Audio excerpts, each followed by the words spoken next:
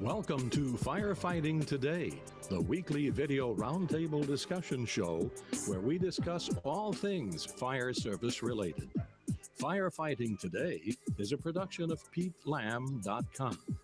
And now your host, Chief Peter Lamb.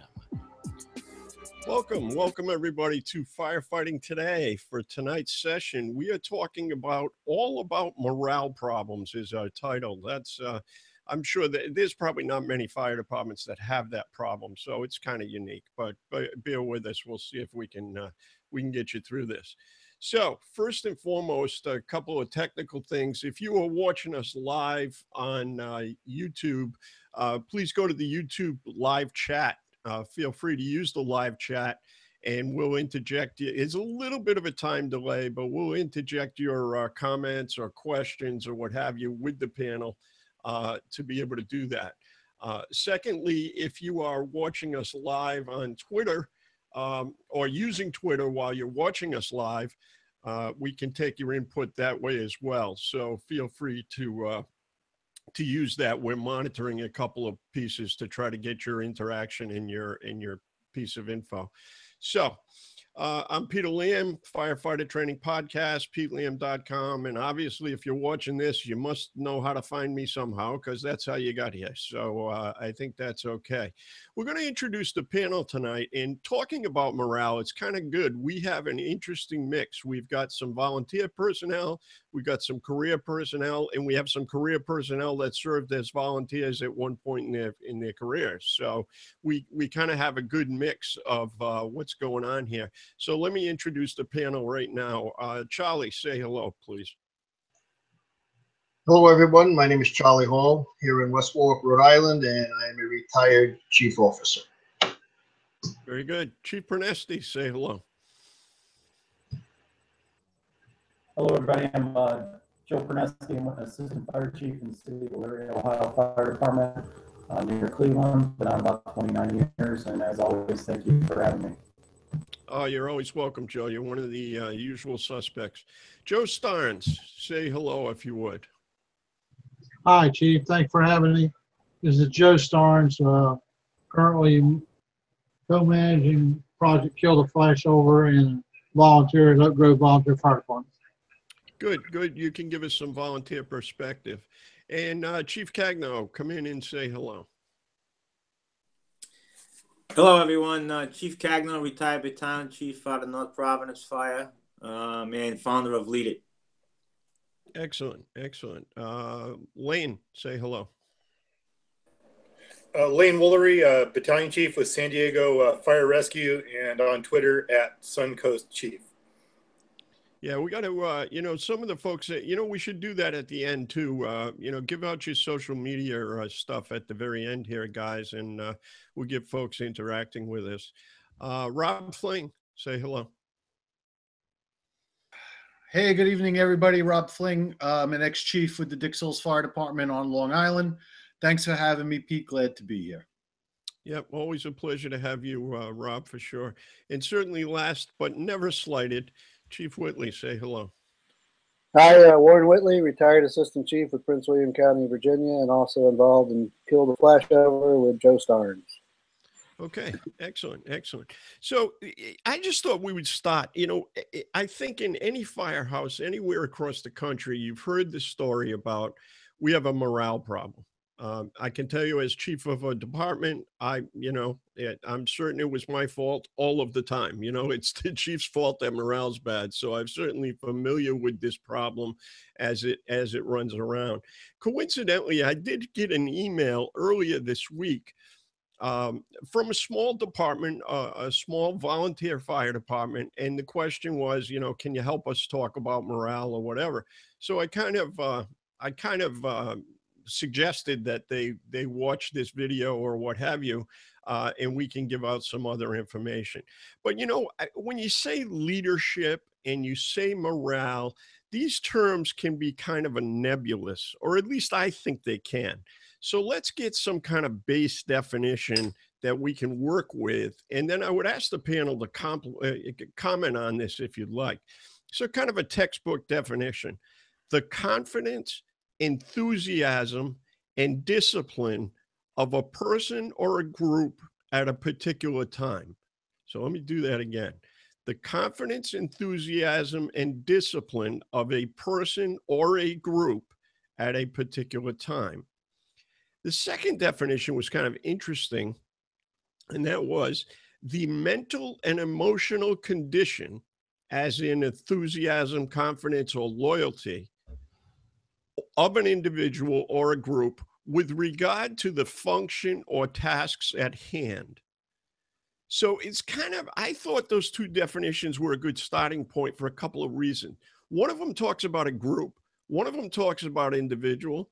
One of them says that it, at the tasks at a particular, the tasks at hand. So is it task-based or what is it really, and how does it really work? Anybody have any comments about that, or please insert your own definition of whether you think that what I just said fits or doesn't fit, and how does that work in an organization? Anybody want to jump on that? Nobody, no takers? Come on, you guys. What are you doing to me? I'm trying to unmute. All right. Go ahead. Chief Whitley. Well, if you look at it in the context of esprit de corps or something along those lines, where everybody, one knows what the mission is, they know what their duties are, they have camaraderie, they know each other's training levels, and they have confidence in their buddy. And I think that is kind of how morale is. But you also have to look at it in the context of what's the organizational culture. Is it built to actually support a positive morale, or is it sort of an environment where everything is doom and gloom, which, we could also trace back to the leadership. Yeah, absolutely. Organizational culture and morale, I think that's a conversation. I mean, that's hand in hand. I think that's there. It happens, and there are a lot of reasons that can go a certain way. Rob Fling, what do you got? You got anything on that? For me, coming from the volunteer side, the morale is what makes or breaks a department. You can have a department that might not have the funds that another does, but their morale is so high, they have that can-do attitude. They will always find a way to get something done. There's no doubt about a job that's got to get done. It's just covered. The departments that don't have that good morale, like Chief Whitley said, it's the doom and gloom environment, and it's really not good from a customer service standpoint, and it's really not good from the membership standpoint. Well, good point, Rob. Let me ask you, are there places, and I may have been witness to this, where morale can be a problem internally, but I got to tell you, it did not have a horrible detrimental effect on customer service. In other words, when the time came, there was a lot of doom and gloom internally, but externally, the customer service went fairly well. I agree. What I mean, where it impacts customer service is I've seen it time and time again. When the pager goes off, the morale is so bad, nobody comes out to answer the call. Instead of having three full trucks that roll out on the call, you may have one truck that's rolling in with 2 or 3 guys on it. Yeah, I think that is an issue in the volunteer service, clearly. The other one that happens in the volunteer service that I'm familiar with is let's pick our call. If it sounds like the good one or the big one. If it sounds like it's got teeth, everybody comes out of the woodwork. And that automatic alarm at 2 o'clock in the morning at the building that goes off 3 times a week, nobody wants to get up for. Right. And I think, so we're defining the problem, and that's good. I want to run the panel and get a scope of the problem. And then we're going to have to figure out what we're going to do about that problem. Hopefully we can give them some solutions. Chief Cagno, what do you got on this topic? Well, I think sometimes the morale problem is not the entire department. I think it's sometimes a few individuals that have their own agenda that create. You know, it's not the majority; it's a small minority that's creating or wreaking havoc, and it spreads like a disease. We've talked about this on several occasions, you and I. It doesn't have to be the entire department. It's just a few people that are inflicting, negative morale within the department. All right. Lane, what do you got on this one? Well, actually, we're talking about in terms of morale affecting ultimately service delivery. And I'll relate a story to you. When I made battalion chief in 2011, we were in the middle of a brownout where we were browning out 6 companies a day. And there was a big pension rollback initiative on the ballot that subsequently got passed. And, it was to the point where, if you listen to the news much, I almost felt guilty by showing up to work. I felt like, if you listen to some of the narratives on the news, it felt like I was stealing money from the citizens by showing up to work. And I'm thinking, if I feel this way, I can only imagine how the troops are feeling. And I was dreading, it's like, how am I going to keep morale up and keep service delivery up with this kind of feelings floating around in the fire stations? And, to our people's credit, there was a lot of, justified griping about it. But at the end of the day, they were able to separate the citizens from the political narrative, if you will, and still provide quality service. Yeah, that's an interesting thing. So, we talk about the chief, but the whole political factor of how, that's another factor. So the fire chief can affect morale, officers can affect morale, individual members, as Chief Cagno said, and then there's the whole political process and the citizenry that can have an effect on the morale of the department. Or does it? I'm gonna post something here in a minute. I'm going to post something in a minute. There are a lot of factors that influence me, but am I responsible for me? That's we'll talk about that in a minute. Let me go to Chief Pernesti, and then I'm going to go to Chief Starnes. So, Chief Pernesti, what do you got on this issue? Well, I've seen all kinds of bad morale. However, I put it in the chat room that sometimes bad morale is a crutch to keep doing less. And internal and externally, my department faces a civilian blog that is devoted to moaning and groaning about city matters, and nothing gets more hits than when people talk about the Elyria Fire Department. And it really hurts. We make us doing everything that we've all done, going to grocery stores, going on calls, and you really want to respond, and you got to hold your tongue because you're in a different position. You got to hold yourself to a higher standard. But it can be devastating. I will say though, and we can talk about this at length maybe or a little later, but there's certain things that will tear morale down, and that is a chief that says one thing and changes his mind the next. That's good. Killers you have, whether he means it or not, accidentally changes, whatever. He says one thing on Monday, he forgets and says something different on Tuesday or Wednesday. Look out! You're talking a couple weeks of bad morale. Yep. You got to see if you can check your bandwidth a little bit, Chief. Your audio is a little tough there. So I don't know. Maybe shut down camera might work too. I don't know. We'll try that for the next round. Chief Steins, are you ready to weigh in on this? Sure. For me, in my world, morale is a result, not an actionable verb. It is a result of everything around us. And typically I find that morale is the faith that people have that what's being done will either bring problems on their head or bring them praise. So morale is about the organization. Now, if you have, like in an organization, you always have a distribution of that morale. You always have people who are followers, and you always have people who are influencers and people who are distorters.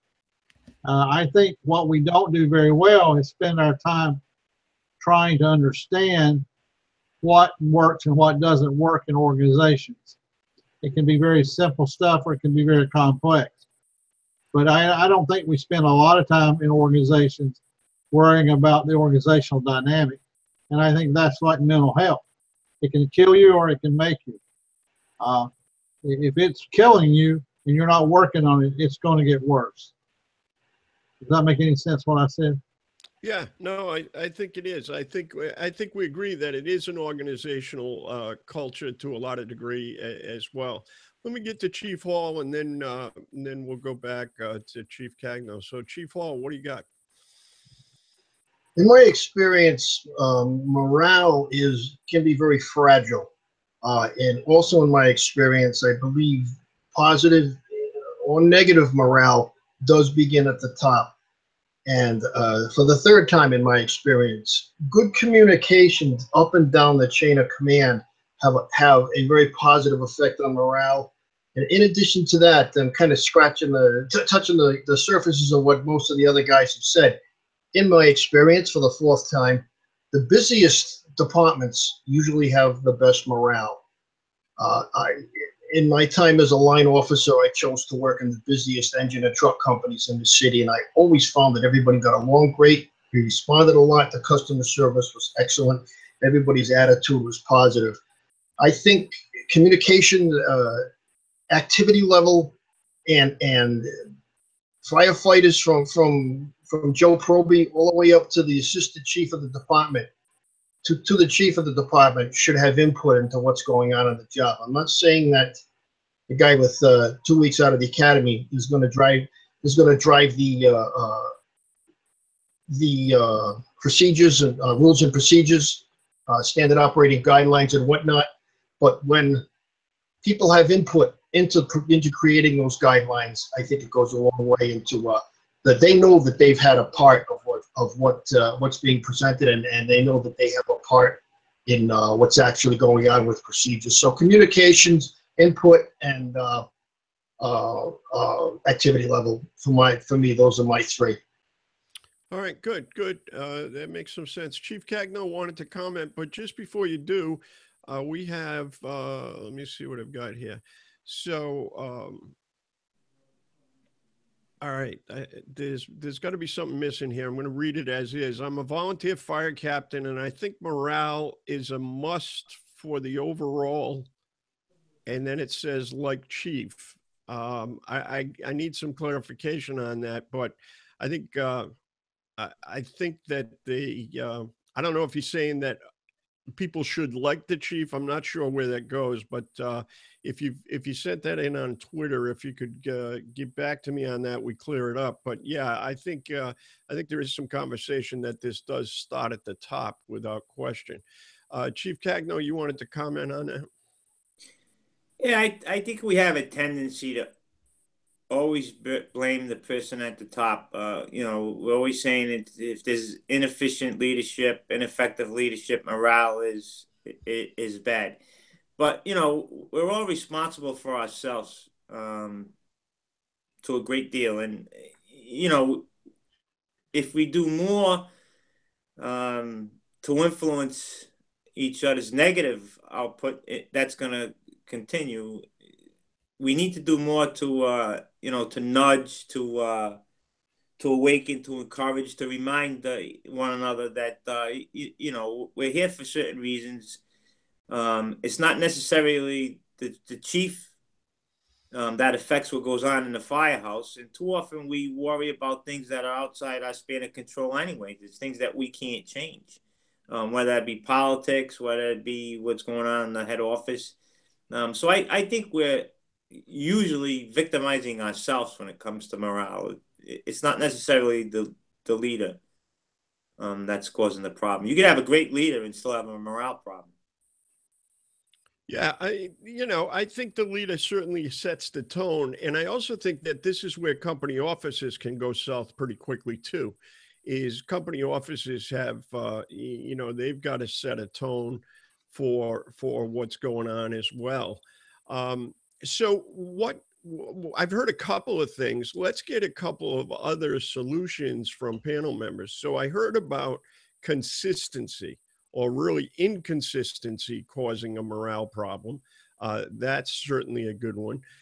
Chief Hall talked about communication, up and down, a full line of communication up and down. I think that's certainly a good one that will assist morale. See, I think there is some personal responsibility that has to be had, right? So I think that there are morale issues. Again, I just told you that I got an email just this week. I think there are morale issues that occur. There's no question. I think that I've made mistakes as a chief of department that have caused some morale problems in some cases. I think, full disclosure, pick me. I think I've done that. But there is some personal responsibility that I think, who makes you happy and who makes you sad? Does someone make you happy, or does someone make you sad? Or is it your reaction to what you're perceiving? So I think that there's got to be some education as well. I think the other thing that I think that's being discussed, is that, busy firefighters have less time to sit around. So I think that's kind of what Chief Hall, so I think that's what Chief Hall was alluding to, that the busy company is doing more, and you probably attract a different type of people. Here's the correction on that tweet that I got was morale is everyone has a part of the morale problem. So very timely that it just came on that. So that's good. Well, how else can we help fix the morale problem, Chief Whitley? Well, quit calling it a morale problem. It's a morale opportunity, mister. All right. I like it. Fair enough. Fair point. Yeah, you got to spin it positively. We talked about communications, things like that. Take care of your company, your battalion, whatever your little domain is a big help as well. The other thing, I'll relate two quick stories. One, in the early 90s, we went through reduction in force. And the battalion chief came by the station and kind of did the old, ha, ha, ha, I'll still have my job. But, 2 or 3 of you firefighters probably won't. And that basically was the speech, and he left. So you can imagine that was an opportunity not done very well. The other one is there are ways to take the pulse of your organization, whether it's your work group or the department as a whole, where you can kind of get a benchmark of how morale is. You could use, everybody's heard of the Likert scale, but he actually had some really good writings in test instruments on how to do that. So you can get the pulse of what's going on and how satisfied people are. It comes down to the communication, though, and as one of the guys had mentioned, input. What do they have input? Do they have ownership of what's going on in the company or the department? And when they do, they tend to be more engaged, and morale is usually much better because of it. And I think in the chat room I mentioned the boiling frog syndrome. If you don't have an outside person, or you go take the pulse, you may not know there's a problem. Everybody's fat, dumb, and happy and didn't realize they're dying on the vine. I like it. I like it. Let's talk about that taking the pulse, though. I think, there's the company officer has got to be on the front end of that. The company officer has to be able to intercept, and an observant chief officer, if it's a battalion chief that's visiting the stations or whatever, it's something, you walk in and something's wrong. If you've been around, something's going on. So I think, the morale opportunity, as I was corrected, the morale opportunity should be recognized first and foremost. And I got to say, you got to intercept those things early. I've never seen one of those get better when it got ignored. So, Lane, Chief, dive in there. Yeah, whenever I visit the stations, I always try. A lot of times the crews, you can tell sometimes they just want you to drop off whatever you need to drop off and deliver what you need to deliver, and then just get the heck out of there. And other times they definitely want to talk, and that's usually when there's rumors afoot and things like that. And I try to dispel that I will tell you that with social media, a lot of times there's these discussions going on in these private Facebook pages that I'm not privy to. So I need to, a lot of times I'm the last one to find out. Yeah, we talked about communication, and I think in real life we were talking about the formal communication. Social media has just done so much to us about this informal, you got something. I just had an incident a little less than a year ago about, something's blowing up, and I'm saying, where did that come from? Well, it's right here. It's on Facebook. Yeah, that's not an arena that I can dabble in, but it does. I mean, you can't deny that those outside forces. We talked about the chief, the firefighters, the company officer, and then somebody said something about a civilian blog that's being written to chase firefighters down or whatever. News media themselves. So I think that there's a lot of things that need to take place, but this informal chain of communication, the grapevine, I think can have a significant impact in that. Rob Fling, what do you got about? So we got communication. What's another good way to help fix this thing? What's some solutions we can start talking about? Well, I'm getting a run, Chief, so I'm going to go out in a minute. But you brought up a great point before when you said the chief of department.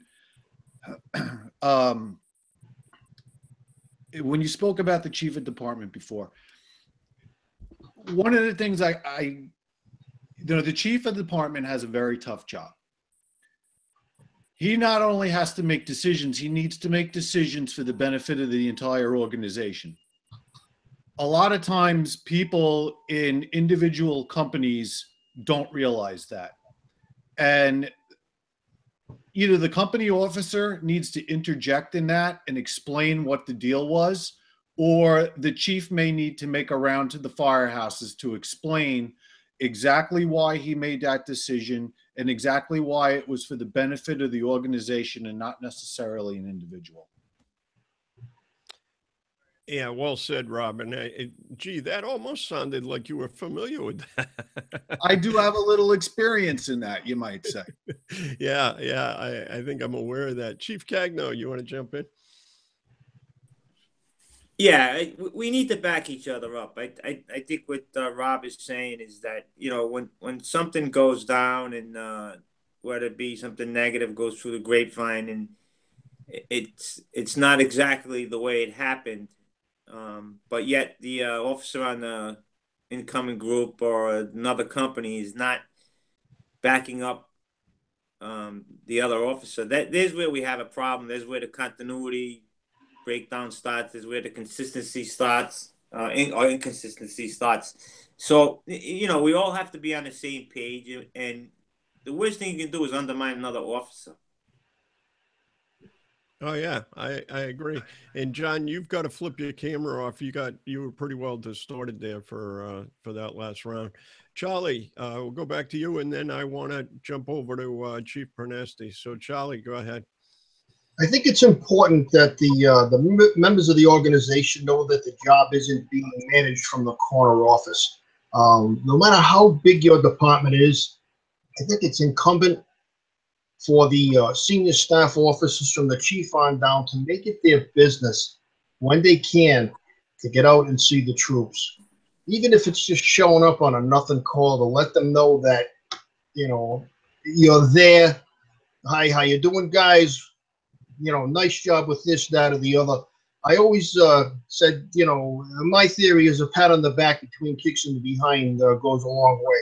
And we all know that we all get enough kicks in the behind. One of the guys was talking about a blog that tears this department down, and it's poor. It's a poor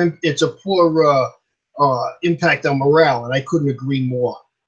What we're doing out there a lot of times goes unnoticed, and it doesn't just go unnoticed by the citizens. Sometimes it goes unnoticed by the very people we work with who are supposed to be our leaders. So I would tell you, as a former chief of department in a reasonably sized jurisdiction, that I used to try to get out let the guys know, hey, this day I'm going to stop by the station. Not so they'd clean and polish everything, not so they'd make the station sparkle, just quite honestly, so they put the coffee on. And just sit with the guys and let them tell you, kind of the off the record. Let them tell you what they're thinking about. And if they just know that you're listening, even if you can't do all the things they want you to do, and obviously we can't, but at least if they know that you took the time to listen, that goes a long way. Because I know that went a long way with me as a firefighter, went with me a long way as a lieutenant, a captain, a battalion chief, a deputy chief, and a chief of department. So, we need to practice what we preach. Yeah, and you know what? Another great tip is we'll build a summary at the end of this, but there's a great tip that listening, right? Communication, but being a good listener is critical to get people to buy into what morale is. As somebody said, it can be positive, it can be negative, but if you're listening, I think it helps increase morale. Chief Pernesti, you want to dive in here? Yeah, I think we maybe sometimes overanalyze things and try to our typical nature is to try to fix everything.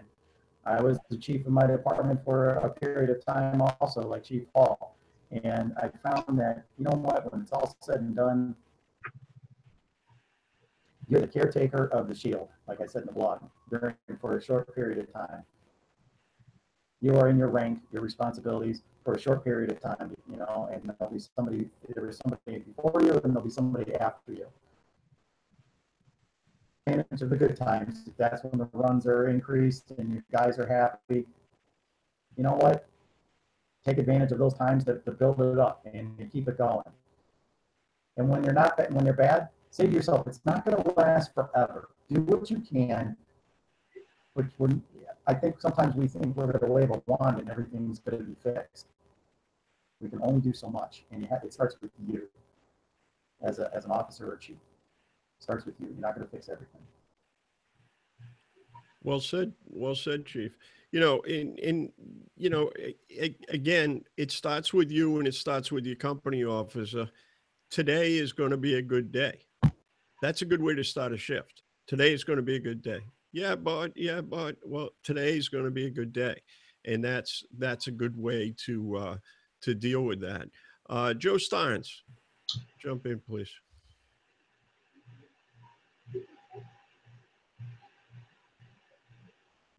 Hey, Chief. I think morale is a result of your troops' faith and how much you care. And it's not something that you let go until you get a problem. It's something you work with every day.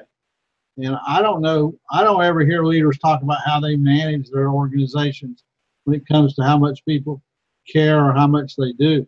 It's like Charlie said, listening is an index of care. If you listen empathetically and all that, it's all part of that. But we have to have a regimen of things we do daily that improves how people feel about how much we care. Yeah, I want to say it was, it may have been, I don't know if it was Teddy Roosevelt. There's someone famous that had a quote of, people don't care how much you know, they want to know how much you care. And that's what's going to leave an impression. So I think that's well said. Let me ask you this.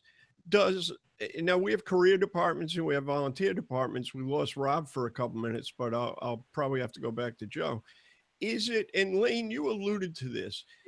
Is it tougher in a volunteer department when I'm not even getting paid? So in a career department, I hear I'm not making enough. They're cutting us. They're doing this. They're doing, all of those kinds of things. Is it tougher in the volunteer side? And Warren, you dealt with both of those. Maybe I'll reach out to you on this one. Is it tougher on the volunteer side to enhance a morale opportunity, shall we say, when they're not getting paid, when they're out in the middle of the night, when they're doing whatever? Does that make a difference, or how would that impact it for the volunteers that might be listening to us tonight? Well, I think it comes down to how much do they feel valued. So if their leadership is doing a good job of saying, look, you're making a difference because of these runs you're doing, and doing your customer service well, and tie it into the pride of and ownership of the job they're doing, I think their side's just as tough as ours for morale issues. And as long as they have strong leadership that's monitoring that and making them feel valued, I think they can have just as good a morale as anybody else. I don't think the pay is really the issue. I think it's the organizational environment they're in. Okay. Yeah, well said. And, we've heard that organizational culture, organizational environment. We've heard that a couple times tonight. So we're going to have to talk about that, about how we fix that or how we make that happen. I'm going to go to Lane and then I'll reach over to Chief Cagno. Lane. Well, I've never actually worked as a volunteer firefighter, but I have served as a volunteer in other capacities in other organizations. And I can only imagine that morale would be a lot bigger factor in any kind of a volunteer agency, just because, with us, no matter how bad it gets, it's still your job. You still got a family to feed. And, even if it gets pretty crummy, it's still better than, bagging groceries or doing whatever you're doing before you got hired by the fire department. But, with a volunteer organization, if it's no fun to go and you're really feeling like there's no value in what you're doing, you're just going to say, screw it and walk. And then, what then? Right. And then I think that in some small volunteer departments, the organizational challenge that occurs there is when I walk, I'm going to tell everybody else, don't join there ever again. Right. So you get, you get the disgruntled person that goes out and maybe causes you some grief. It's less likely on the career side, but certainly it could impede attracting new volunteers to an organization. Nobody wants to join an organization that they believe might be dysfunctional or not working in the right fashion. So I'll get to Charlie. Chief Cagno, you wanted in first. Yeah, I was just going to mention something that we were discussing earlier about a particular fire department that has all the excuses in the world to have severe morale problems. Poor staffing, working shifts and not getting paid for it, extremely busy fire activity, economic blight, everything. But yet they all pull together and are doing a fantastic job. And the morale in that particular department is extremely high. If you don't know which department I'm talking about, it's Highland Park, Michigan. Yeah, and they actually sit as part of Detroit or some subset of Detroit, I think, and they have been through some very interesting times. If you don't know anything, that's worth a Google, because that's an interesting place. They actually didn't even have a firehouse. They were fixing up quarters in an old warehouse where the companies were running out of. And still doing some stuff. So that was an interesting possibility, and they're doing a fair number of runs. Chief Hall, what do you got? You want to jump in on this thread? Sure. I would ask everybody on the panel, a ton of experience there. Everybody that's listening and everybody that's a fire service participant, what passion are you yourself bringing to the job?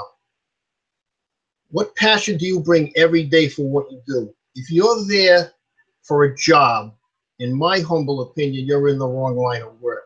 If you bring a passion and an enthusiasm and a desire to perform, maybe you're the person maybe you're the guy or the gal that we want in our department. I will tell you that passion for the job is contagious. I've experienced it myself. Passion for the job is contagious. And I don't think there are many. I'm not going to say we all have it, but I'm going to go out on a limb and say there are just about the vast majority of us bring a passion and a love and a dedication for what we do. That is one of the bases for morale. Well said. And so, take that statement that you just said. And if I'm a company officer, I've got to kindle that in you. That is, I've got to support, if you're a passionate player or whatever, I've got to feed that. I've got to be able to make that continue and work on that. Now, I think I've said this before. The issue where we get in morale trouble sometimes, believe it or not, interpersonal stuff in a fire station, is when somebody has that tremendous passion and the person they're sitting across the table from doesn't. And you get this little rift going on. You don't love this job like I do. And then, it's keeping up with the Joneses. And that can also cause you some interpersonal problems within the station in some cases. Chief Pernesti.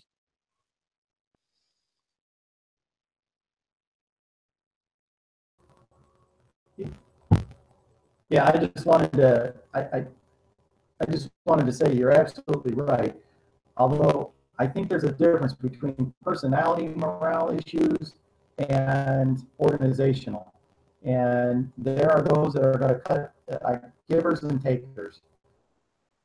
And I think everybody on this panel is certainly a giver. And givers are going to tend to hang out with themselves. But if you're a young firefighter listening to this or watching this, and it doesn't matter whether you're volunteer or paid, take in all the different attitudes, and I think you'll find which ones you want to align yourselves with real quick. But I caution you, those that are negative, they're going to try to sour you, and you just have to keep going. And you hang out with people like this on this panel. Internet, there's groups of people that think like-minded. Jerry Tracy, one of my mentors, says he loves hanging out with like-minded individuals. That's awesome. That's it. So if you're having somebody in your firehouse giving you problems like Chief Lim's saying, I think you have to find another way, and social media could be one, to just keep hanging out with like-minded individuals. Yeah, I think you make a point, Chief. It's funny. You want to talk about passion, right? So here's a bunch of people on the panel and a bunch of people viewing us on a Sunday night, right? So if you want to know who's passionate about what are you doing on a Sunday night, I'm hanging out with other firefighters trying to spread a positive message. That's kind of an interesting thing. Chief Hall, you want to respond to that? I do. I'm going to piggyback on something Joe Pernesti just said. Chief, I agree with you 100%. And there are going to be times when people in the station are just not going to get along. Personalities being what they are, people sometimes just won't get along. That, if it's between two individuals, that can affect the morale of an entire company, an entire platoon, or an entire, even go so far as an entire station.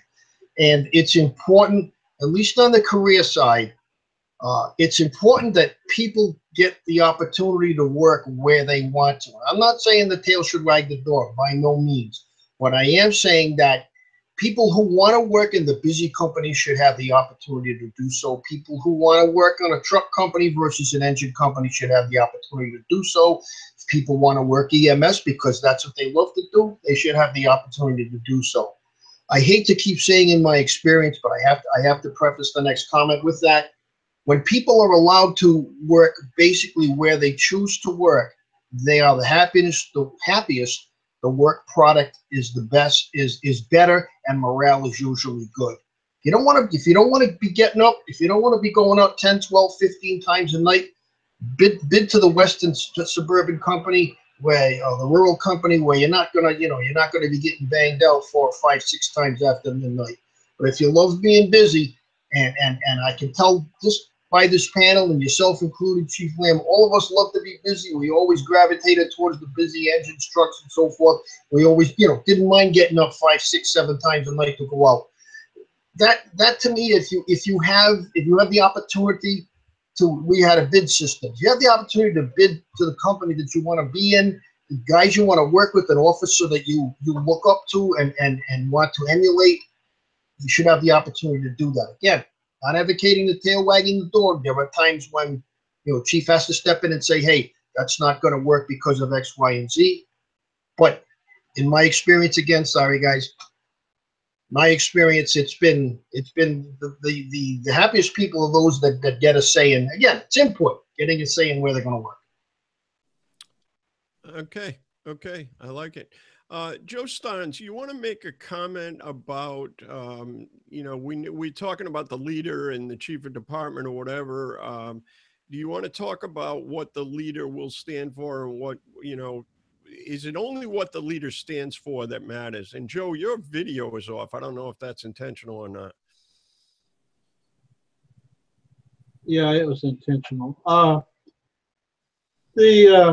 It is important to know what we don't stand for, what's not going to be allowed before we arbitrarily step in and beat people up. We need to say what we value and what we're going to allow and not allow, and tell people how to be successful with things that they're not used to not doing or used to doing. So we have to give them capability, and we have to create success for them, not just say, we have a phrase at Oak Grove, not here, not now. And that means that is damaging to the organization. So we need to figure a way to manage that. It doesn't mean we're not going to beat you up. It just means not here, not now. Hold it. Let's figure it out. So that in itself gives us time to work it out, because we're not that smart most days. And so leaders have to say what they don't stand for as well as what they will stand for. I used to ask my bosses, what rules do you enforce? And they're usually influenced by what's happened in the organization, not necessarily about which rules are most important, even though there are rules that are more important than other rules for its damage to the organization and damage to ourselves. So the leader has to say what they won't stand for. What don't you stand for? What won't you allow to occur, and why? Does that make any sense, Chief? It does. I think that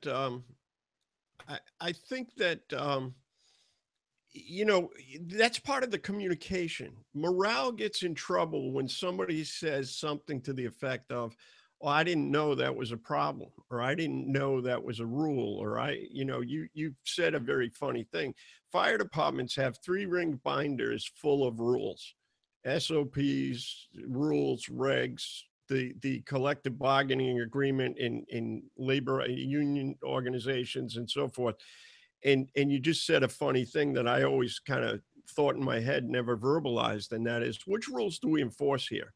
Because sometimes that varies on different days, and there's that inconsistency thing that we talked about. So I think one of the ways to improve morale is if somebody in charge defines their expectations up front.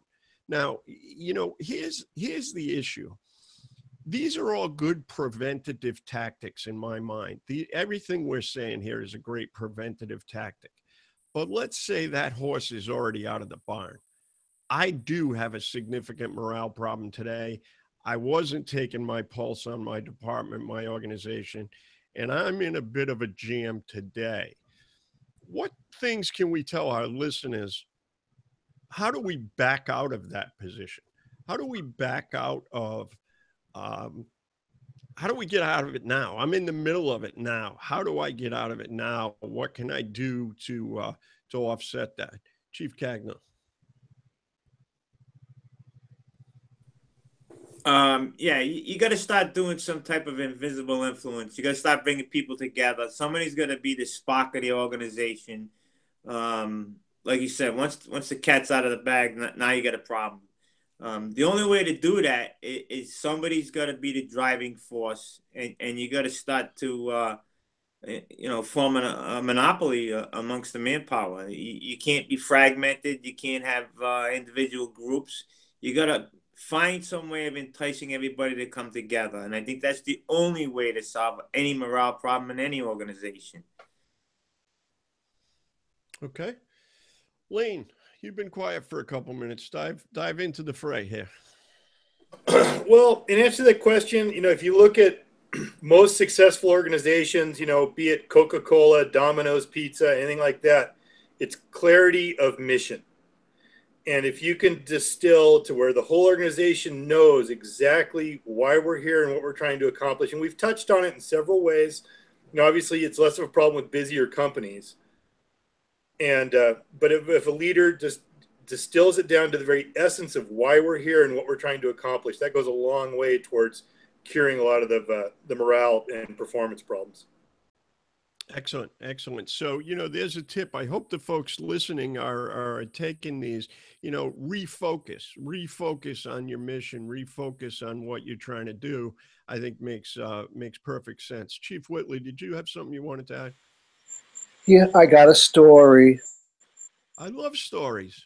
Back when I was a little younger, I got promoted and sent to be the deputy fire marshal. And the new fire marshal was my boss then, and actually through several cycles of my career, eventually became the fire chief. We went to the fire marshal's office, and the poor plans review people were just taking a beating because they were 12 weeks plus behind during a building boom on fire protection plan reviews. We had board of county supervisors calling all the time, and so we walked into this going, holy crap, what are we going to do? Needless to say, their morale was in the toilet. So we got them all together, told the administrative staff to hold all the calls for, tomorrow. We're going to have an all hands. We sat them down, and I talked to the boss, the day before, and said, the experts that can fix this are going to be in that meeting tomorrow. So we let them decide how they were going to fix it. And they brainstormed and came up with priorities and this, that, and the other. And my major contribution to it was when the fire marshal said, all right, you guys give me a time frame for when you can get this thing turned around. And I said, wait a minute. Don't do that. Because if you do that, they're going to do the self-fulfilling prophecy and drag it out.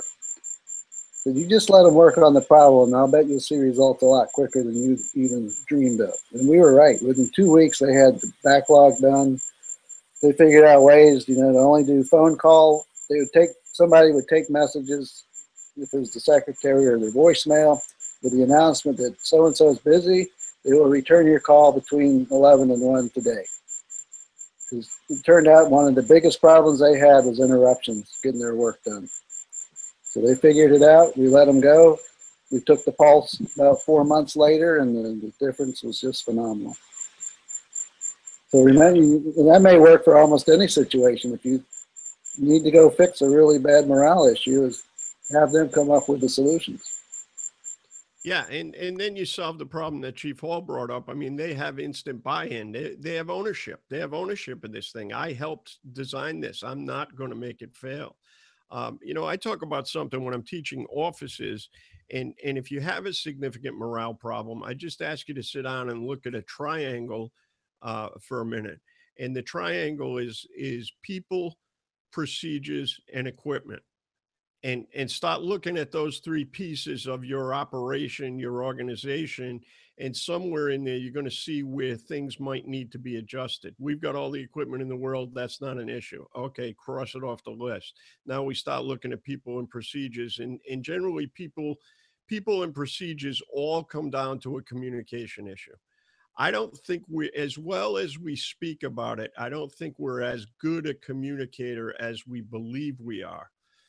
The other thing I will tell you this, even if you're trying to take the pulse, and I'll just, I think Lane hinted at this earlier. He walks in a station and somebody's like, everybody scatters and somebody's waiting for him to leave.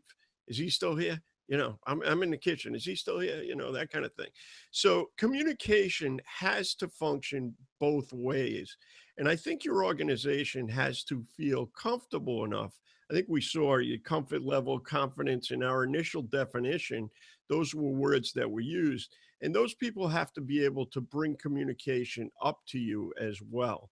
I think that that's important because I think that sometimes there's an undercurrent that we may not know about. As proactive as we might be, there is an undercurrent that we may not know about.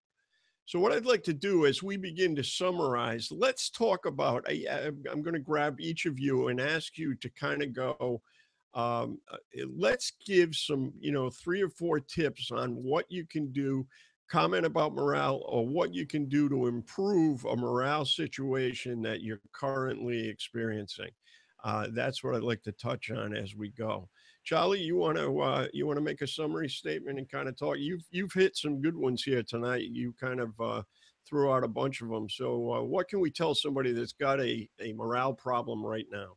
Well, when I talked about my big three, the communication, the activity level, and the input, activity level is the only thing of those three that all of us, are unable to control.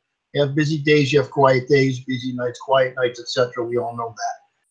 Those are the other 2 points: communication, up and down the chain of command. Not just up, not just down.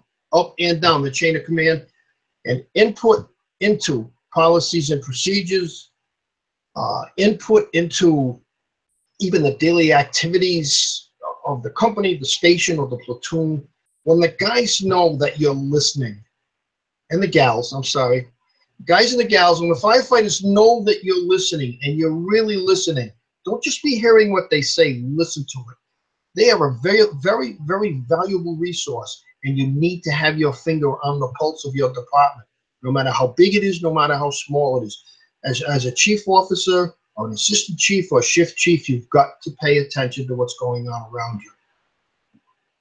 Yeah, well said. And just my standard comment about listening, right? You listen 2 different ways. One of them is to listen to formulate an answer and respond.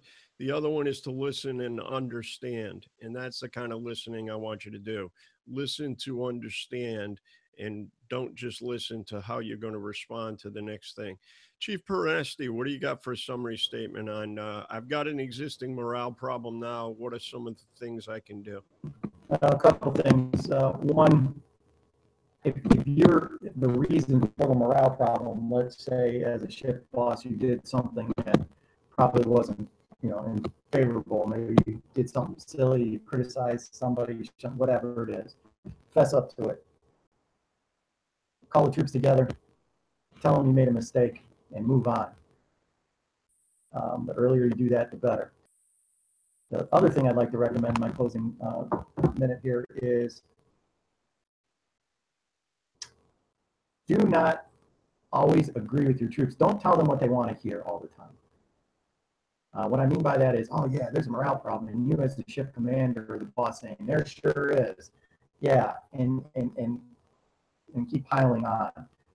I think you got to be honest and upfront with your troops, and sometimes as the shift boss, you got to tell them to cut it out, pure and simple. And maybe that's just one thing we didn't talk about tonight, but sometimes you got to tell them to zip it. Kind of like Chief Starnes said, not here, not now. But it's very easy to pile on and be a shift commander and just be with your troops and tell them what they want to hear. And you have to try to refrain from doing that. Trust me, a lot of mistakes doing that. Okay, Joe Starnes, some summary statements. I got a morale problem. Give me a couple of tips as we close out here. What can I do about it? I think one of the things that we need to understand is that we need to always have a process for looking for creating better morale, not just fixing morale problems. So if you got a problem, develop a process to make better organizational health. I think morale is organizational health oriented. So there's thousands of things that could be wrong. You have to understand what might go wrong. You might have some untruths. You may have people lying to people. You may have trust factors. You may have confidence factors. You may have skill factors. All these things can come and go, but if you're not looking at your organizational health on a daily, moment by moment basis, all this stuff can sneak up on you.